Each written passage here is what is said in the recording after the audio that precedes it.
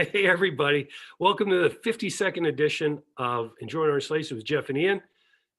Today, the B-52s, we don't talk about them, but they're kind of a fun band that play in Vegas once in a while. And the B-52 Strata Fortress, the U.S. military, one of the most intimidating airplanes in the sky. Don't talk about that either. But anyways, B-52, 52, it's all fun. Ian Speed Talks. Enjoy. Well, hello, Jeff Sharples. It's quite the day of we're like the NHL. We start and we stop today, and then we give up, and then we get mad. That's awesome. What's up, Lord Bag? How are you? On the go. We got a lot on the go. Busy work, I guess. So Yeah. Where are you headed this week? Are you flying this week? yeah, I'm out and about. I'll be in the greater SoCal area where I might be able to see you in the next 24 hours. And then it is up in the air this week because I'm on call. Ooh, so I could go anywhere. Times. So, I'm not going anywhere this week. I'm working in at the Hollywood Improv on Friday and Saturday night, and that is it. I'm just hanging, and I am so happy that I'm not going anywhere. I don't know how you do it.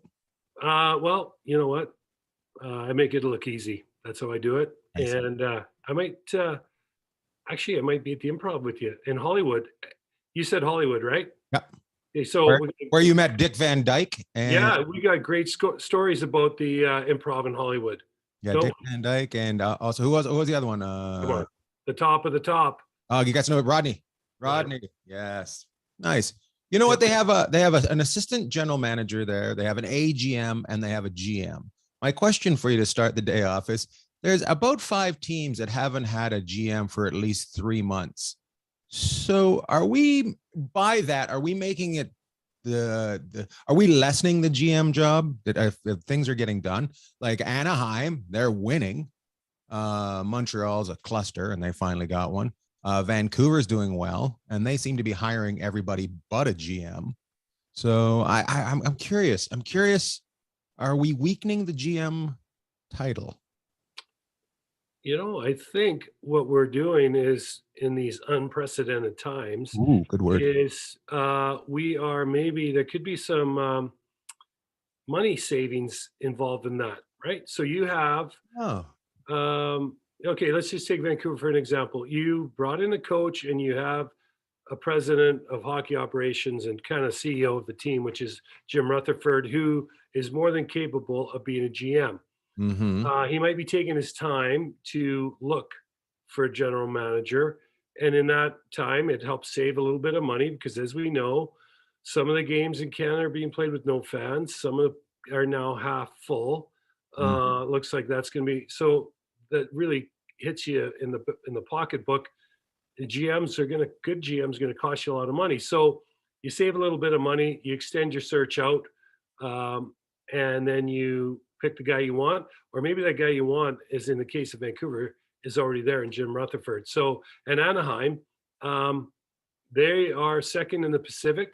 They hit the skids recently, but they're back. So there could be some cost savings in all this, or maybe they just don't have the guy they want yet. Right. Or gal, right? Right. Or a guy or a gal, which is has become a very apparent that is the choice now.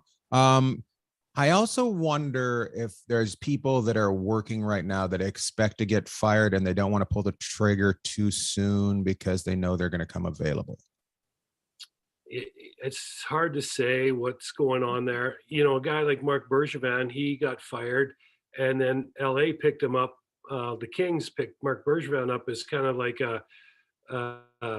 I don't know, just another set of eyes. But I'll tell you what they picked him up. They're like, you're asking for too much, Blakey. We're going to hire Bergevin and scare you. So you come down a couple $100,000 in your watch. Yeah. Well, and their team like LA doesn't really care, right? The Rangers wouldn't really care how much it costs. Like, money's not a problem to them. The Leafs are the same. Some of these other teams, Anaheim, they care. Vancouver could be in that boat as well, where finances are dictating that they're going to just run at status quo for the time being. And, as long as you're winning, there's no rush to do anything. Nice. Let's pull out of the NHL. Very nice. let's pull out of the NHL now. Let's go to the Olympics. The Canadian Olympic team was released. Their roster was released today. Have you seen it? I know Mark Stahl's there, and I know Owen Power, the number one draft. It's at Michigan, is there, and I know some other names. I haven't seen the full roster, but you're going to have a little bit of this, a little bit of that. You're going to have some veteran guys that have NHL experience. You're going to have some young college players, and you're going to see that with the U.S. team as well. The only team you won't see that with is the Russians, where you'll have all pros and lots of experience. They're just going to show up. They don't even care. They don't even care. No, they don't. So it's going to be a little herky jerky, but it's a wonderful opportunity for these guys, and good for them. I mean, who wouldn't want to take a chance of going playing for their country, going to the Olympics, once in a lifetime thing, for very few people that get the privilege to represent their country. Here's the roster that was released last week that made me laugh. Kent Johnson, Eric Stahl, Mason McTavish, Scotty Upshaw, Mike Richards, Jeffrey Lupul, Danny Heatley, Connor Bedard, Jordan Tutu, Daniel Winnick, Patrick Marleau, Christopher Teague, Nigel Dawes, and then on the back end, Owen Power, Willie Mitchell, Shane O'Brien, Kevin Bietska, Dion Phaneuf. With Freddie Backerwaite as your third string goalie. Oh, I love that. It was so good. I was just like, people were losing their mind. Is this true? This is going to be fantastic. Oh my God. That's a beer league team in one of those tournaments that they put together in the Rockies, just a bunch of guys getting all liquored up and having a good time. Yeah, pretty good beer league team, but I'm not sure those guys are ready for the Olympics.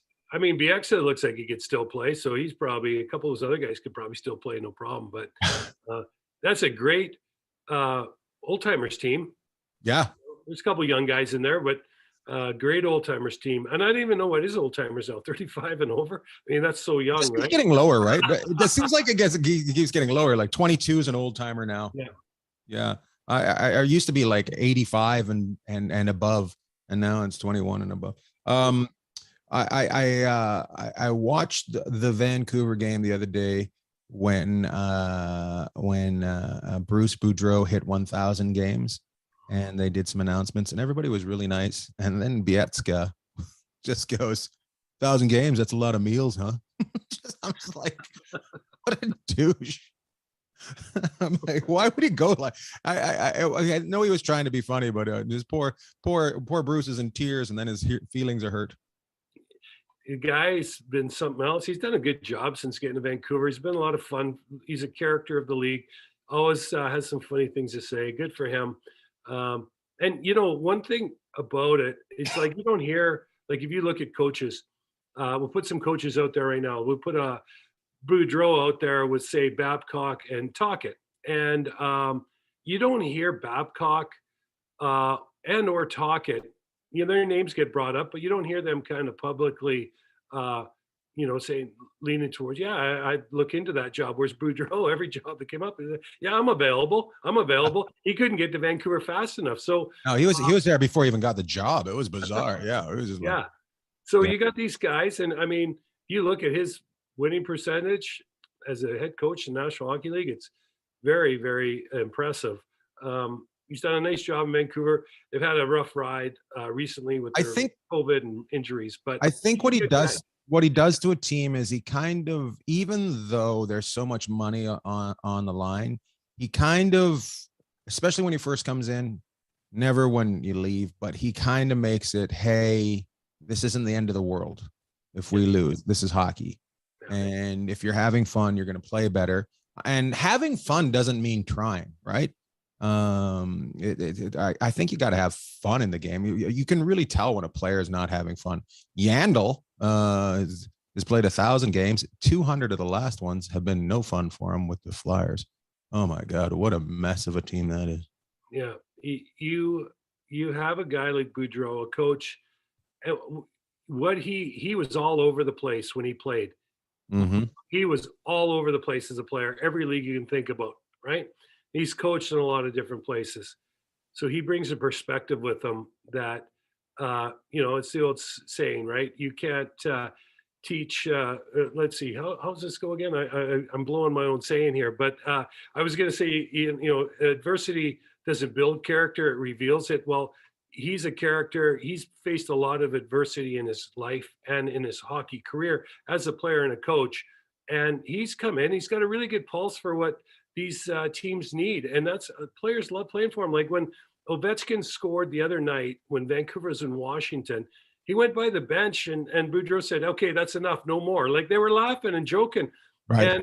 And, again, Boudreau is a hockey player, hockey coach at heart, but he's a really good entertainer. And we need more of it, not less. Yeah. In the More league. sneezing too. More sneezing. Yeah, we don't have enough doors closed here. So the dogs are sneezing downstairs today. They sound like humans. That was awesome. I agree with you. And I've always believed, and I know I catch myself sometimes when you're pushing something, it gets further away from you. And when you're struggling so hard and you're just pushing, nobody wants to be around you. And for a coach, we can see that happen in Vancouver, how much Travis wanted to go the right way. And it was just, the team was getting further away from him. The fans were getting further away from him as he pushed harder. And I know we talk about he's going to get another chance. I don't know if he's going to go right to a head coach's job. Do you? I think someone will give him a chance, but let's get away from Vancouver for a second. No way. Let's make that guy from San Jose. Stop. Okay, yeah, the guy from San Jose. You think I'm on Vegas? You talk about Vancouver like I think in your sleep. But here is what I want to do: segue again this week. So tired of Vancouver. Okay. Okay. But I grew up cheering for the Canucks. But let's get off for a sec. Let's look at. Okay, so let's do a comparison here. Okay, you're gonna go to Philly. Okay, Vigneault, who by all accounts is a player or a coach that players like to play for. Okay. He was helped author, well, at the end there, they went on a 10-game losing streak, I believe, when I don't know if it was 10 when he left, but it was up there, okay? Wasn't it at 12 now? Now Mike Yeo takes over, okay? So it's a bad situation. Mike Yeo comes in, they kind of go 500-ish. Now, for the second time this year, Philly's lost 10 in a row under Mike Yeo. Now, can you imagine just the feeling around? Oh, there goes Kokanee. We got it all today. We got all kinds of theatrics in the house. But can you imagine what it's like to have that feeling around that organization? And then Bobby Clark comes out and totally broadsides our friend in Pittsburgh now. I can't think who's the GM in Pittsburgh now. Hextall. Right? And blames him for taking Nolan Patrick in the 2017 draft. I'm like, so you're right. What this is, you look at these coaches and around them, they squeeze tighter and tighter, but some of these organizations squeeze tighter and tighter too. And by Boudreau coming back to Vancouver, by Boudreau coming into Vancouver, and Jim Rutherford with all the confidence in the world because he's won Stanley Cups, these guys have helped lighten the load a little bit. Now, Vancouver's had their moments, but overall, since Boudreau and Rutherford have come in, it's been very good. The exact opposites happened in Philly. It's gone from bad to worse. Edmonton, the same thing. I just remember the biggest part I remember when we're talking about organizations. So I did this tour across Canada in about 2000. And it was for the Just for Laughs festival. And I had to follow Dane Cook as he was becoming a huge star. This is right around, he was just about to become a huge star that played arenas and sold tickets for himself. And it was, I can't remember who the other comics were on, but I remember following Dane and I was bombing my ass off, except to the guys in the back of the room. Right. And I was like, we're just going back to the hotel, just a mess every night. And the guys from the Just for Laughs are like, hey, quit screwing around. I'm like, I'm not screwing around. Just because the guys at the back are laughing at me doesn't mean I'm playing to them. I was bombing my ass off and you didn't help it out by pretending that I'm trying to do this. And it was just, I never liked them. I just remember instead of trying to fix the situation, they made it worse. Mm-hmm. And I feel a lot of these teams don't have enough guys on the side that aren't hockey that calm the hockey people down. Well, what can you conceptualize, right? Is your organization like? Can you process what's going on, and can you help put in a stopgap and stop the bleeding today, and help look and keep building for your future? And you're right. I think sometimes we're starting to see, a lot of these guys that are GMs in the league. I mean, they've done a heck of a job. A lot of them been unbelievable players in their career. That's not to take anything away from them. These are billion-dollar companies now. Mhm. I mean, yeah, they say that, some of them are worth a little bit less. But if these organizations came up for sale, it would be a bidding war. I would think there'd be multiple bidders for these guys, these sports teams, because there's only 32 of them. It's the Right. NFL, baseball, there's an NBA. There's It's like oceanfront property. There's only so much. there is. And so you're tasking a guy that's been asked to make sure the puck gets off the glass and out, or to make sure you bang in that rebound and score the goal, or take a cross check in the front of the net over the course of his life. Now he's learning, right? He's learning about the draft. He's learning about young players, learning about managing older players. He's learning about trading, doing contracts. Oh yeah, there's this, that, and the other thing. And what I guess I'm saying is these guys are getting pulled in so many different directions. Something is bound to be missed. And that is why I think you're starting to see, and Montreal said it, they want to have one person kind of minding the storefront, and the store, and the front of the store, and the back of the store, and then someone in the store making sure that what they're doing, what's on the shelves, and what their product is. Well, Is good. when you're selling the game, you can have anybody that can sell stuff. But when it's like having a store, you can have anybody design your store. But when you're ordering the product, if somebody doesn't know the product, they're not going to get the product out there. So sometimes I feel like they cross over. So they'll hire somebody that doesn't know the product, that knows how to sell the game, and then they'll wonder why their team sucks, and then their product doesn't sell because their team sucks. And then sometimes you got somebody that's so great with the game that can't even figure out how to put a tweet on Twitter. It's frustrating for me to watch. And I think it goes way back to where you started, financial. I think they try to tighten up on the finances, and they'll step over the pennies. No, they'll step over the dollars to get to the pennies sometimes. Wow, we are struggling on our sayings today. Our sayings. Yeah, that's okay. Well, you know what? It's our 52nd episode. We've done the loop. That's a year. Now complete. The circle's now complete. Take a line from one of our favorites of all time, Darth Vader. Circle is now complete. Number 52 in your program, number 1 in your heart. Orange Slices, number 52 today. But I was just looking. I kind of look like I can't believe you haven't said something to me, because I almost look like the Phantom of the Opera today. Like the one side of my face is really light, and the other is like I've got that mask on. So I just thought you had Bell's palsy. I can't believe, like normally I'm orange, but today I'm kind of half orange. I'm bright on one side and cheery, and kind of dark and brooding on the other side, which is kind of where we've gone with this. But the bottom line with all of this is, when you have players, and a lot of players are in management in the NHL now, they've done a lot for these organizations. They know the owners, they know the people in the organization, and they're a lot of them are very, very strong hockey knowledge, and they understand the game, and they understand what they're looking for.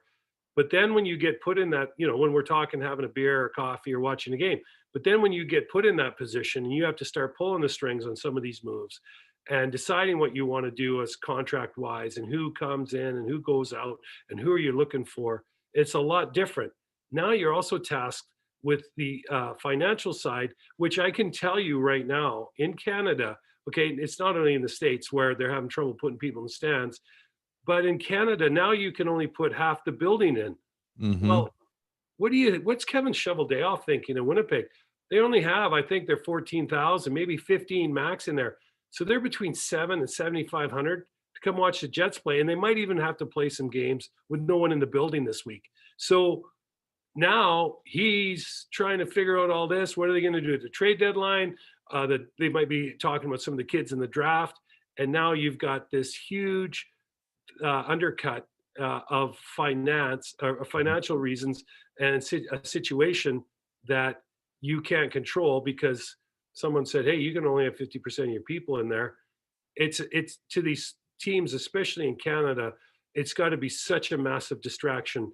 Uh, we playing empty, we playing half full. What are we doing? Where are we going? And the whole time, the revenue is just leaking out the bottom of the tub, and that's revenue that they're not going to get back like you can in some of these other sports like baseball, basketball, and football, where the TV money is so massive that it doesn't really matter if anybody's there. And I'm going to be honest. I'm going to be honest with you, Jeff. Though at that point, you have to. I think right now they have to go.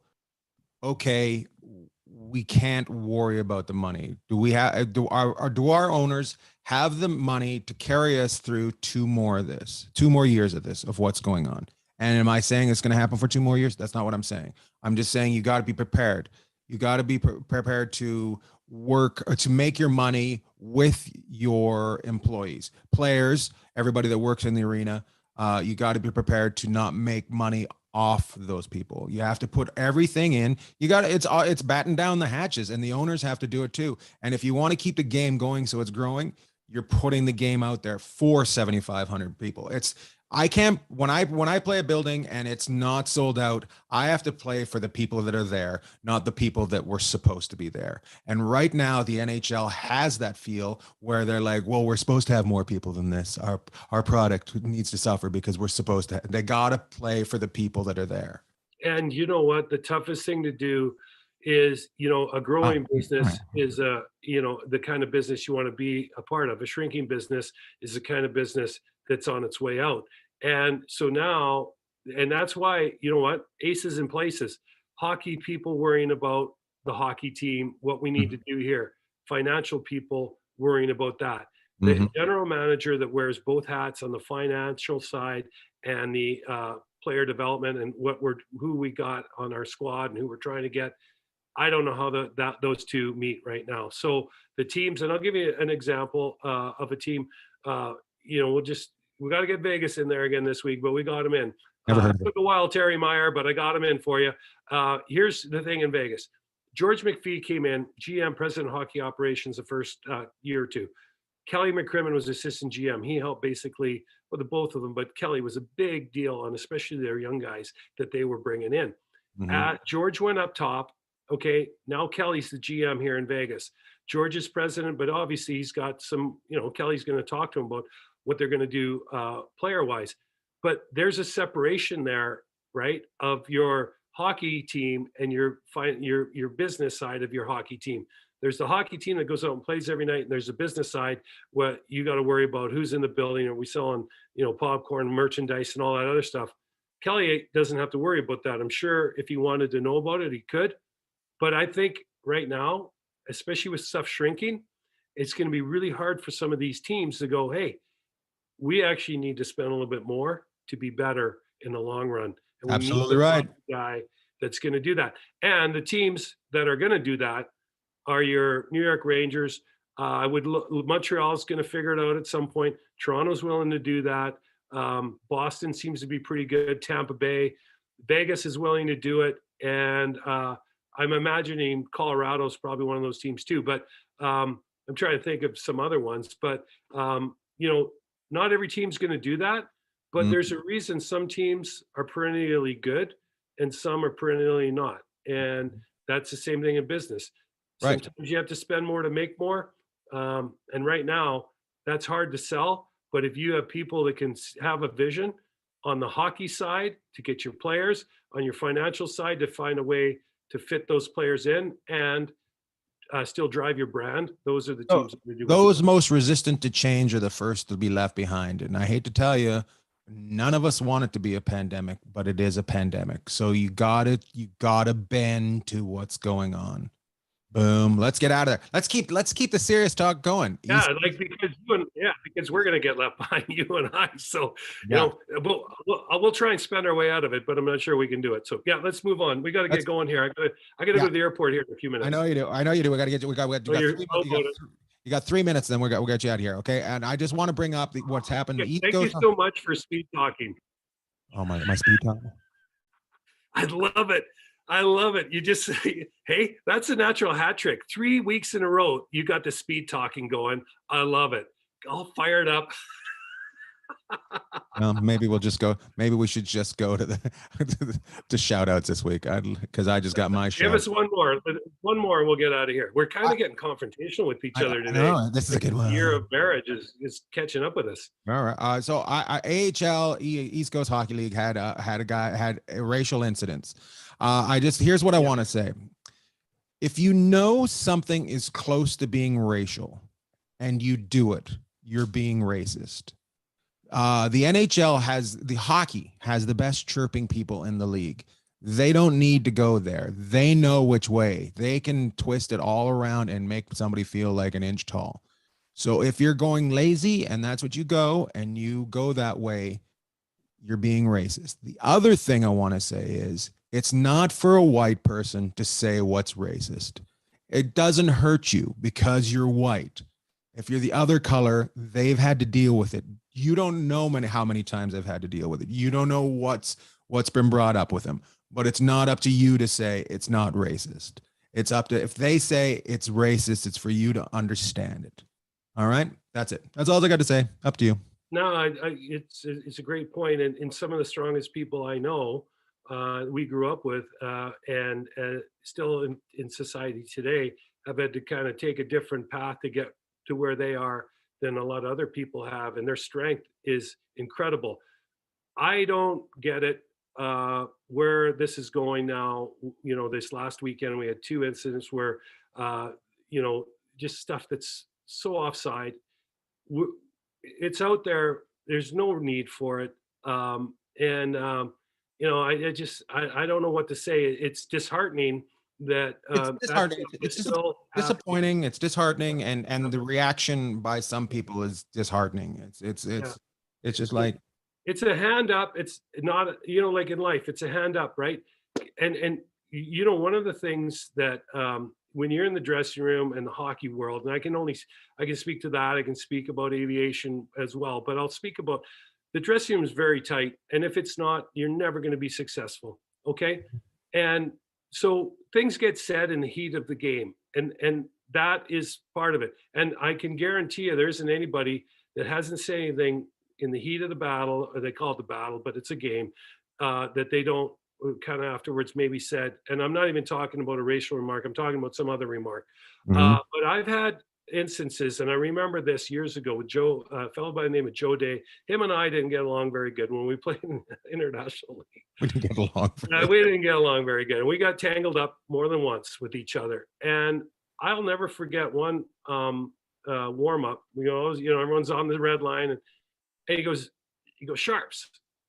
And I go, what? He goes, and we started talking like this is from the last game. It's like I wasn't trying to like spear you in the back. It was just Right. and I wasn't trying to. I didn't say this, but we glued it back together.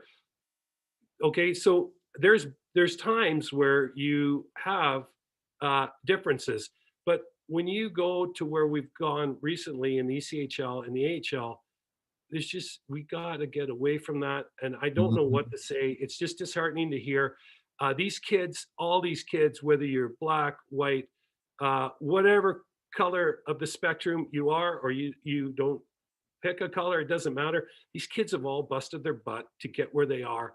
And there's a certain amount of respect that has to be shown regardless. And that's in life. And so, I don't know. We could go on and on about it. It just was disheartening for me to see this. And it just tells me that we just have to work harder, because you know what? Obviously, we still are falling a little bit short, or a long way short in some areas. Absolutely. All right, Jeff. Okay. That's a good way to end it right there, I think. Try harder, everybody. Just try harder. We can go to shout outs now and move on from it. We'll pass on shout out. Do you want to pass on shout outs, or do you have one today? Because I think we just 32. Yeah, I got a quick one. I'll give you a quick shout out for today. Mark Chinook, who does the in-game for the Vegas Golden Knights. If you've ever been in Vegas, watch a game. Mark does a great job. His parents owned a hockey team in the Ontario Hockey League. He's got a place in Vegas called The Space, and he does a thing called Monday Nights Dark. And it helps raise money for charities. And this last week was a company, charity in Vegas called Win-Win that does this, shoots into different hospitals, children's hospitals throughout the country, and does Zoom. And a couple weeks ago, or about a month ago, Ian, Corey, Snacks, and I did a thing on hockey where we showed all the hockey gear and everything else, top to bottom, for all these kids. And it was a wonderful experience. So I just want to give a shout out to Mark, because he hosts this stuff for charity twice a month at the Space in Vegas. And you can tune in online and see the live stream. And the guy is awesome. And they always have music, and it's fantastic. So that's my shout out for this week. I'll give Mark Chinook a shout out as well, just because he brings warm weather to cold weather and warms things up. Mark Chinook. Look up Chinook if you want it. It's not just a salmon, it's a temperature. Love to all. Loved all. Hey guys, hope you had fun. Jeff told you all about planes. I'm letting you know you should like, rate, and review. Our Enjoying Orange Slices club on Facebook is growing large. We gained 50 new followers this week. So make sure you join the Enjoying Orange Slices club on Facebook. Have a good week, guys.